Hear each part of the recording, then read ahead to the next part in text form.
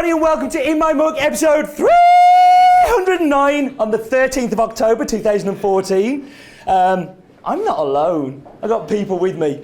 Please, ladies and gentlemen, round of applause for our audience here, people at home as well. There's lots of people here.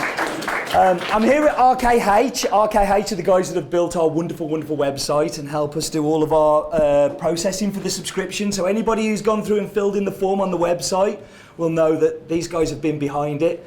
And today we're going to be going through a live In My Mug. So these guys are going to be tasting the coffee and they're going to be giving me descriptors. We know how nervous this is for me back at home.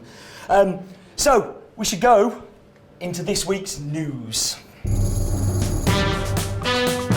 I wish I'd got some news. What news shall I talk about? So, yeah, I'm at RKH. This is a live one. That's all the news I've got, so that is the news. Normally I've got things lined up and I haven't today, so we shall go through.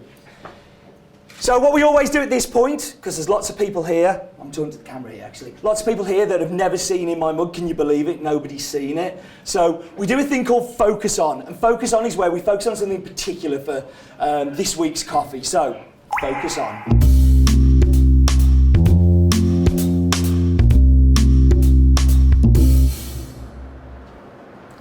So people at home that watch Focus On and watch it when I do it with an audience know how nervous I get. So instead of me babbling to the camera, I'm going to talk to you lot. So what happens is, this week's coffee is a naturally processed coffee. Do you know what naturally processed is? Anybody know what naturally processed is? I know David does because he doesn't like them. But does anybody, if I say natural processed coffee, does anybody know what it is? No. Excellent, so I can edutain you, because this is a word that we've created, edutainment.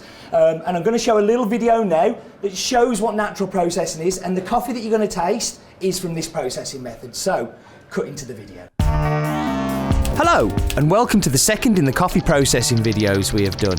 And today we're going to be looking at natural, or sometimes called dry processed coffee. Cherries are picked from the trees and cleaned. They're cleaned so the producer can separate the unripe, overripe and damaged cherries and remove dirt, soil, twigs and leaves. This is often done by hand using a large sieve. Any unwanted cherries are picked out from the top of the sieve. The coffee cherries are spread out in the sun, either on large concrete or brick patios or on matting raised to waist height on trestles called Indian raised beds. As the cherries dry, they are raked or turned by hand to ensure even drying and prevent mildew. This can have a big effect on the final taste in the cup and stops an over-fermentation of flavours. It may take up to 4 weeks before the cherries are dried to the optimum moisture content, depending on the weather conditions. On larger plantations, machine drying is sometimes used to speed up the process after the coffee has been pre-dried in the sun for a few days, although this is rare. The drying operation is the most important stage of the process, since it affects the final quality of the green coffee. A coffee that has been over-dried will become brittle and produce too many broken beans during hulling. Broken beans are considered to be defective beans. Coffee that has not been dried sufficiently will be too moist and prone to rapid deterioration caused from attack of fungi or bacteria. The dried cherries are then sent to the mill. This is sometimes done on the farms, where hulling, sorting, grading and bagging can take place. All the outer layers of the dried cherry is removed in one step by the hulling machine. The dry method is used for about 90% of Arabica coffee produced in Brazil, and most of the coffee is produced in Ethiopia and Indonesia. Almost all Robustas are processed by this method. It is not practical in very rainy regions where the humidity of the atmosphere is too wet or where it rains frequently during the harvesting. And that's it. Naturally processed coffee. So I'm going to rewind a little bit from that because I know lots of people in are going, whoosh, I saw the tumbleweed blow across and the blank looks. And so coffee is a cherry. And coffee actually isn't a bean, it's a seed. So it's inside the cherry. The cherries you can eat.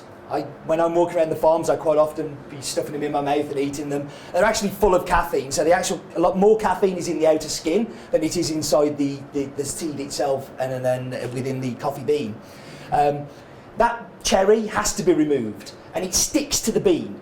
And you also have a sticky mucilage that comes around and sticks to that seed, so you have to get rid of that mucilage. And you have 3 processing methods. There's probably more, but I'm going to make it 3 to make it easy. Washed, where they leave the coffee underwater and that mucilage ferments and disappears off the seed. You have a honey process or a pulp natural where they remove the cherry and the mucilage is still on there and they leave that to dry in the sun. And then this one that we've just watched the video on, which is naturally processed, where the cherry dries and sticks to the seed, and once all that mucilage is dried up, you then remove the cherry and you have the seed that's left over. So why am I talking about naturally processing so much? Well, this coffee that we're going to taste in a little while is from Costa Rica. And Costa Rica is very well known for its honey processed, its pulp natural. It's very well known for its washed coffees, but it's not very well known for its natural coffees. You don't find any natural coffees from Costa Rica. In fact, this is the first one I've ever seen in the UK. There may have been others. I haven't checked everybody's website and everybody's stocks. But while I was travelling around Costa Rica in January this year, I passed this mill with one of the exporters I was with, and we went in, got talking to them, and just saw these trays and trestles of cherries drying in the sun, and was like, are we in Sumatra? He was like, no, this is what we a new experiment we're doing. This is the first year we've done it. So this is the first time that it's been exported from Costa Rica as well. The farm is called Finca Pilon, and it's in the Tarrazú region of Costa Rica. If you don't know where the Tarrazú region is, in fact, if you don't know where Costa Rica is, I'm going to be showing you a map bit in a little bit. The map bit is awesome. You can sing the song and everything. But it's in Leon Cortes in Tarrazú. We buy from 3 regions in Costa Rica. We buy from the Central Valley, the Western Valley, which is to the north of San Jose, and then you've got Tarrazú to the south. Tarrazú lives on its name. The coffee used to be amazing there, and then it got a bit rubbish because they sat on their laurels and went, we're okay, we're like the Burgundy of the wine world, we're okay here. But then people started to realise it wasn't so good and started to buy from the Central and Western Valley. And there's a few producers, like Edgar Urena, who owns this farm, who are starting to do really good things on the farm, trying to experiment, trying to learn, trying to do different things. Now the farm is 10 hectares. 10 hectares sounds like a lot, but in coffee terms it's very small. 10 hectares, 8 hectares are planted with coffee, the other 2 hectares are the house and subsistence things that they grow there, so they grow their own food, they have areas for the children to play, the dogs to go run in, and then the rest is planted coffee. 8 hectares will give you around about 160 kilo sacks. We bought 20 of these sacks this year, and we bought the Catuai varietal. So when I talk about varietals, if I say Chardonnay to you, you know what I'm talking about, yeah? If I say Catuai, it's the same kind of thing. It's the varietal of the plant that the fruit has come from, that we've taken the seed from. Altitude of the farm is around about 1,750 metres above sea level. This isn't so important, apart from the higher it is, the slower the maturation of the cherry is, and the more that the coffee develops in its flavours and can have more depth in it.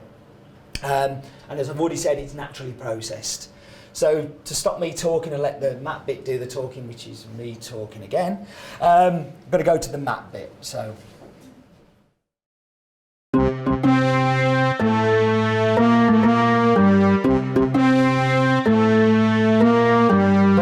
Hello. Now, I shouldn't really be zooming up from here as I'm obviously at the RKH offices where I'm doing the live one, which hasn't been recorded yet because this is obviously pre-recorded. Hello, RKH, lovely people who are visiting. So what we do on the map bit, we go up into the world and then we zoom across to the countries that we're focusing on. So today we're going to Central America. We love Central America. Like, we spent so much time here recently.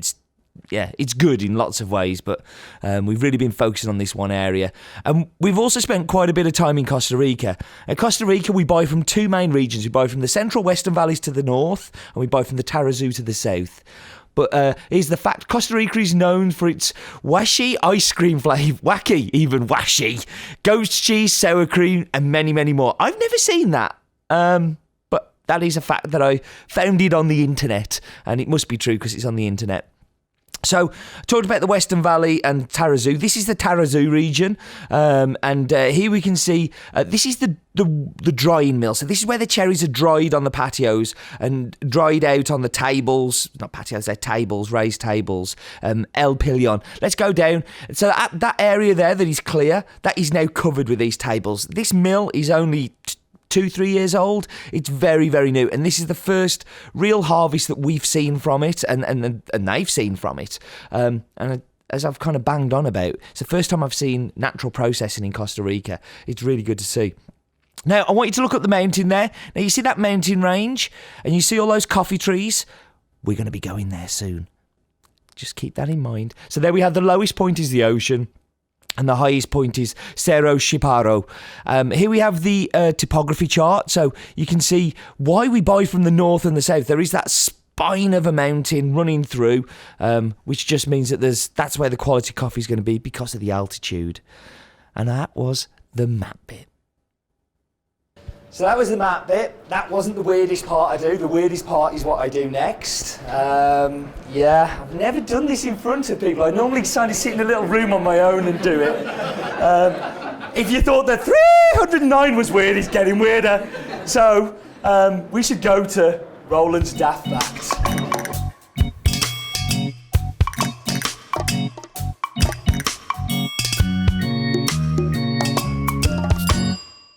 Conche in Costa Rica means thingy-majig.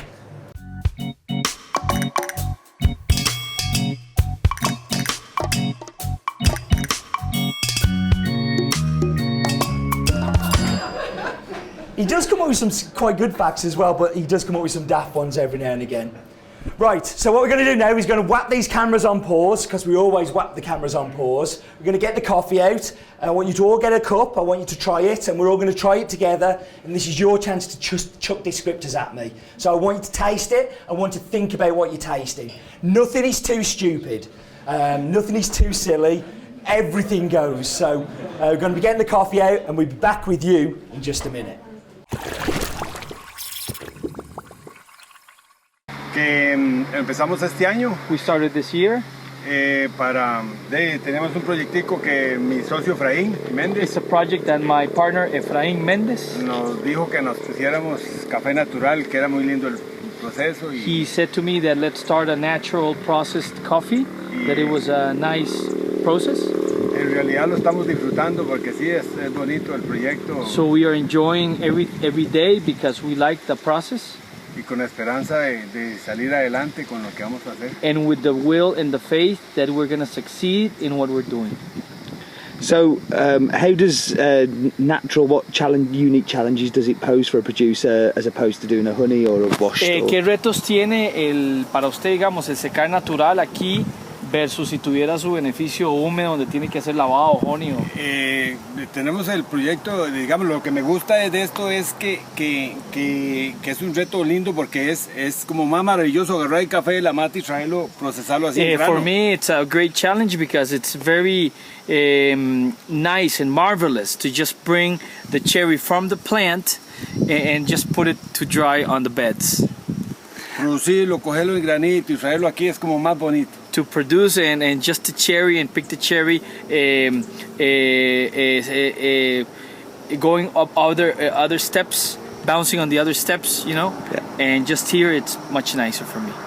So, how much? What varietals does he have here, and how much does he expect to produce this year? ¿Qué variedades más o menos tiene aquí y cuánto espera procesar? Hay Catuai, Borbón, Red Catuai, Borbón y Caturra. Caturra. Okay. And is he separating those? ¿Y las está separando? Sí. Yes, he's separating. Y separando la finca. Y la finca, sí. And separating the farms, of course. Okay. Yeah. ¿Cuántas fincas más o menos? Y díganos los nombres. Son 3. 3 farms. San Isidro, La Trinidad y San Paulo. Okay. San Isidro, La Trinidad, San Paulo. El nombre del beneficio, and the name of the project, o el proyecto es El Pilon. The Pilon, which means... Pilon is the gift they gave you at... did they give you a gift? Yes. Yeah, they gave you a gift. Pilon, that's a Pilon. Yeah, that's a Pilon.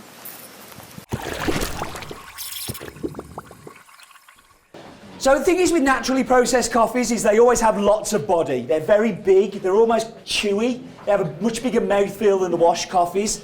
Some people don't like them because they can get a bit farmyardy and a bit barnyardy, the strawberry dipped in a cow dung kind of thing. That was a natural coffee. With this coffee, the first thing that hits me is that it's actually quite clean compared to lots of other naturals I've had. So you get like a dark chocolate. There's really kind of like a baker's chocolate in there. And then what I get is a fresh strawberry on the aftertaste. So it's kind of like biting into a fresh strawberry and getting the juiciness of it and the mouthfeel of it. But then it goes back to this big body that I get cup, by the way. You get paper, I get proper cups because I'm really important. Or I get a chance to advertise RKH. I'm stealing this, by the way, for my collection, David. Sorry, you're not getting it back. They're my cupping notes. What I want you to tell me is what you taste in there. So who's going to be brave enough to give me their descriptors, the first one? There are no wrong answers. You were always right. So hand it back. Vanilla without the sugar. Vanilla without the sugar. Vanilla's interesting because natural tends to have a little bit of that like oaky kind of flavour as well, and vanilla and oak go very close hand in hand. And I wouldn't disagree with you because that mouthfeel as well, it's very thick and almost like warm vanilla ice creamy mouthfeel to it. So that's a great descriptor. Gold blend. Gold blend. Security! Security, can we get him out please? Boo! Any other descriptors? Coal and evening by the fire. Yes, yeah. So again, it can invoke memories, and these are something I use a lot in my taste descriptors. Sitting by the fire, that nice warm feeling, and an inner warm feeling from it as too, and it can be just taking you back to somewhere. Any other descriptors? I'm going to get two more, and then we'll wrap it up. A bit like treacle toffee, like black treacle. I like the black treacle toffee again because this thick, viscous mouthfeel is really kind of covering the tongue, and it does have that sweetness that, like, you know, it really kind of envelops the tongue and all over the mouth. And then I saw a hand at the back, so It's the same treacle. bang, treacle. Bonfire night. Bonfire night. Again, this is the roasty flavours that can be developed with a natural coffee because they're much more deeper, like more fuller bodied flavours than you get with a wash, which tend to be a little bit more acidic and a little bit more fruity, that David likes. And I brought this on purpose because I knew it wouldn't be one of his favourites. But David, in fact, come on, if you come on. So tell the camera, because before I and I'm going to explain to you guys at home as well, the reason we're an RKH customer was originally David was a customer of ours, and he used to pester me like mad to say, oh, come on, I wanted to be a customer, and I couldn't afford to pay these guys to build me a website. Like, are you kidding me? They're so expensive. No, it's expensive. No, we'll talk about this off camera. You're expensive. But I seriously, like, Has-Been was so small we couldn't afford to do that. But David used to go around to lots of the other clients that he was taking on and say, you should look at this guy, look at his website, look at his video podcast, look at his blogging, his Twitter. And it used to make me feel really kind of big-headed about myself, like, I'm doing this right. So when it got to the opportunity that we couldn't afford it, but we managed to scrape enough money together to have a professional website that wasn't brown and green and all of the terrible colours. We were really lucky to be able to work with RKH. You were really important partners to us here. And that's why we're doing this here tonight, is because David asked me, and if David asked me to do anything, I'd come and do it for him, because they've been so important to helping us develop as a company too. So I wanted to get you up to say thank you. No, it's not at all. Thank you very much. So to finish it off, David, I want you to tell everybody what your descriptors are for the coffee. And then I'm going to get you to say something, because I think you know what comes at the end, because you've watched enough of these, and you're going to close it up. So over to you. I think I certainly agree with everybody else. It's normally the natural coffees that, I've said to you, if it's got the word funky in it, please I don't do that very often. This isn't really what I call funky. It is very clean, and it has got that sweetness and the thickness and the depth. Actually, I really surprised myself. I'm enjoying it. Yeah, yes, that's very good. That's good. That's fantastic. So before I do wrap up, what I do want to do is I just want to share some pictures of the producers. So this was this actual lot drying on the table. So when I talked about the raised beds, you can just about see the cherries in the background there. This was the cherries drying on the table. This was the lot that we ended up buying from them, so we took the samples from it. This is me with Costa. Now he insisted that we had a serious photo that nobody else was allowed to be in. I was like, oh, okay. And then we had a fun one where everybody came and joined in. It's on the farm. So this was in January this year. And the bit I was talking about in the map bit, where all this kind of farm here, We've also bought the coffee from across the road, which is going to be in my mug in a few weeks' time. So I thought it's kind of quite cool that was in the background. Listen, thank you very much, audience, for listening and putting up with me being an idiot up here with masks and all the rest of it. Thank you to David and the RKH team for inviting me to come and do this. And over to you to tell everybody what we do at the end. Well, thank you, Steve, for coming. And everybody, life is too short for bad coffee. Couldn't agree more.